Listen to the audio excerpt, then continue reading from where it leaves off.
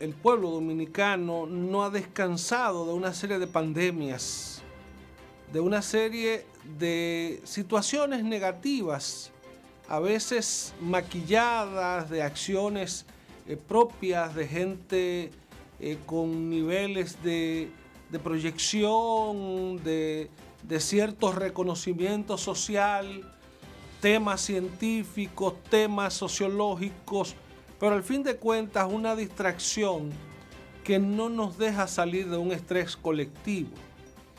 Yo conocí el concepto de ascuas en el sentido profundo de la palabra a partir de este estado de ansiedad colectiva que provocó la pandemia. Saber que el ascuas es el estado de preocupación colectivo, es una enfermedad de estrés hacia una sociedad, es un estado de ansiedad, y no solo por la pandemia, así por una serie de temas. Los políticos ahora abren una carrera, y cuándo no, porque ahora vamos por la carrera presidencial, ahora vamos por definir lo que son los intereses políticos y de lo que es la administración del Estado Dominicano a partir del 2024. Estamos en el 22. Este gobierno se estrenó con una pandemia y después con una guerra. ¿A quién culpar? ¿A quién culpar de la COVID-19? ¿A quién culpar de lo que está pasando en Ucrania? Pero 4 años son muy pocos. Tal vez 8, sin guerra y sin pandemia, pudieran servir para desarrollar un plan de gobierno exitoso. Hay que sentir en cierto modo una pena de que al presidente Abinader no se le haya dado una oportunidad plena de gobernar a sus anchas, con todos los recursos, con todas las facilidades, con todas las amplitudes con que gobernó, por ejemplo, Leonel Fernández, que fue un dichoso de la política. Leonel Fernández recibió el estado de Joaquín Balaguer con una promesa de una transformación social, de un cambio de era, de que se iba a extirpar la corrupción, sacarla de raíz del Estado Dominicano. ¿Y qué sembró Leonel Fernández en este país? Más corrupción. Sembró un estado de ambición en una clase nueva que había sido formada políticamente, éticamente, por un hombre honesto, por un hombre de Estado, por un hombre conocedor de la ciencia política, que fue Juan Bosch. Sin embargo, Leonel no solo desplazó a Balaguer, desplazó a Juan Bosch. Tuvo la oportunidad junto a Danilo Medina de iniciar una nueva etapa política en el país. Danilo Medina sentado en su escritorio en Palacio, decidiendo quién era parte o no de la administración pública. Leonel Fernández con una proyección internacional, dándole una nueva imagen a la República Dominicana. Hay que recordar que Leonel Fernández puso al día la cuenta del concurso Miss Universo, porque quería presentar la imagen del país a todos los niveles. Y hubo una apertura para el turismo, para la inversión extranjera, pero esa misma clase que educó políticamente Juan Bosch, después se convirtió en una clase ambiciosa, en una clase desproporcionada, en una clase que lamentablemente llegaron en chancletas y se fueron con todos los lujos y las pomposidades del poder cuando se fueron. Porque según la teoría del propio Leonel, no se iban hasta el 2044. Estamos en el 22 y ya se fueron. Se fue Leonel, pero entonces llegó Danilo Medina. Y Danilo Medina, ¿qué prometió y qué le dio al pueblo dominicano? Usted podrá decir, hay obras ahí, hay cuentas pendientes, muy grandes esas cuentas pendientes, de cómo creció el endeudamiento externo y cómo se zahirió el estado de equilibrio de las instituciones públicas y de las propias arcas del Estado. ¿Cuántos ladrones? ¿Cuántos corruptos? ¿Y qué papel ha jugado la justicia? Una justicia secuestrada. La creación por la modificación a la Constitución en 2010 de lo que fue el Consejo Nacional de la Magistratura, lo que formó fue una visión de que el control lo debía tener el Poder Ejecutivo y la clase política en el gobierno. El control de todo, para elegir los jueces, para elegir los fiscales, para elegir los miembros de la Cámara de Cuentas, para elegir todo lo que tiene que ver con sistema de control y vigilancia de la cosa pública. Lamentable, caímos en un estado de indisciplina fiscal, en un estado de desobediencia a la ley y sobre todo a la parte ética, a lo que tiene que ver con el sentido de la honestidad. Acrecentó un concepto de modo cultural de que el que no robaba en este país era un pendejo. Y como que nadie quería ser un pendejo. Pero un pendejo en este caso, literal, una persona honesta, una persona que se niega a meter la mano donde no debe meterla. Bueno, pues hemos tenido una evolución política en el país. Se fue el trío de Peña Gómez, Balaguer, Juan Bosch. Llegó Hipólito Mejía, cometió sus errores. Él mismo ha pedido perdón. Tocó el tema profundo de la reelección inoportuna en su momento. Le fue mal, pagó por sus propios errores.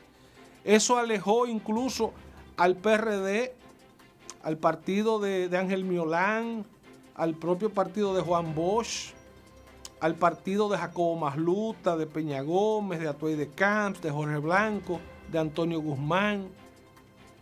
Ese partido político que se forjó en el fragor de la dictadura y que se tejió como una razón de ser contra el balaguerismo, porque el balaguerismo fue una continuidad del trujillismo, de la dictadura.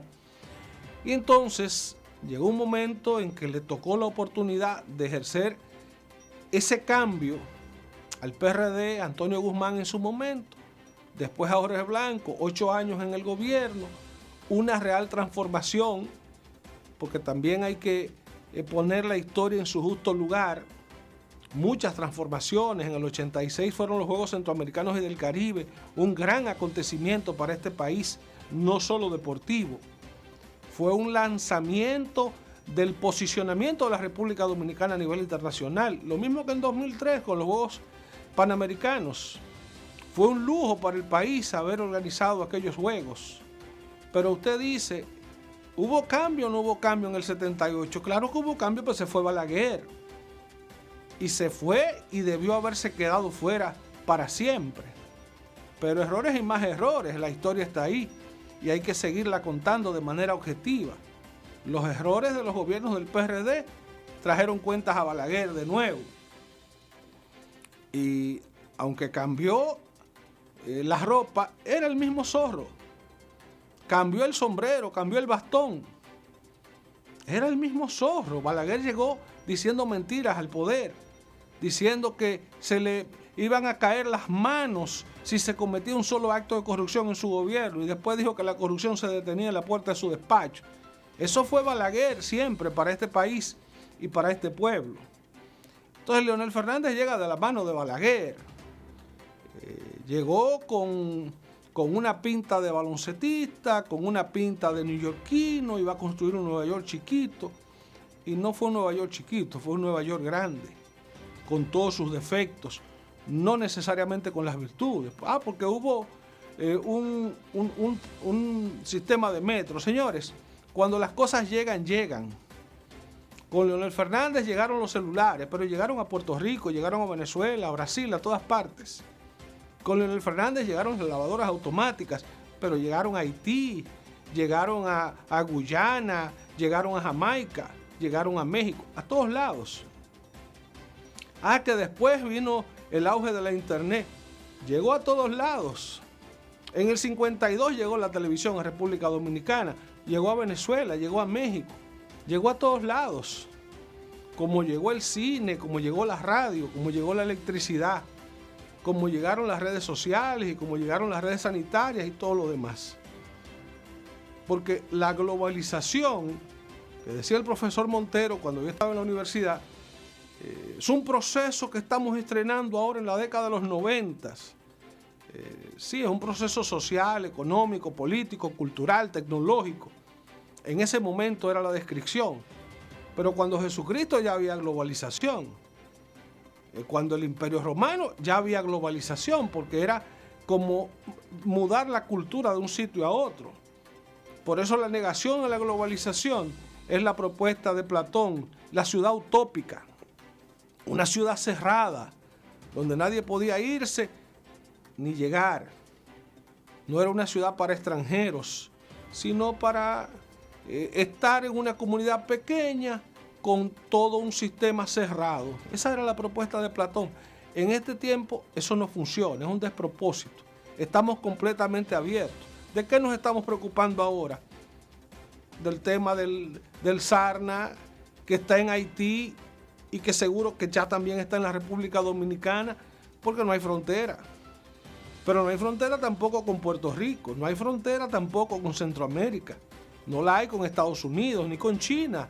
COVID-19 salió de China en diciembre del 2019, llegó, se instaló y ya en febrero estaba en el mundo y ya en marzo lo teníamos en la República Dominicana. Estoy hablando ya del año 2020. Y la globalización no es todo, una canción que se pega, un juguete, una película, una moda. Eso es la globalización. Pero la corrupción también es un fenómeno de la globalización. La corrupción se hace amplia, ancha. Y quiero cerrar el tema de la carrera presidencial que se abre porque han metido ahí la figura de Danilo Medina. Danilo Medina ya no haya qué hacer. Está como cuando recibió la llamada de Pompeo. Quería ser el candidato, pero no podía ser. Y tuvo que sacar debajo de la manga un candidato. Y el que diga Danilo, ese es. Danilo dijo Gonzalo, dijo Penco. Y Penco le fue. Bueno, pues ahora que Danilo va para la calle, lo he visto hasta en una motocicleta en las redes. Danilo va para la calle. Dice Cueto, el administrador de Edenorte, que con qué careta va Danilo para la calle. Va con una careta, cubierto de anónimo. ¿Qué personaje es el que va a desarrollar ahora? Que hay que temer porque Danilo va para la calle. ¿A presentar a quién? Esa es la única novedad. ¿A quién va a postular Danilo Medina? Porque él no es postulable. Él no puede presentarse como candidato porque tiene un impedimento constitucional.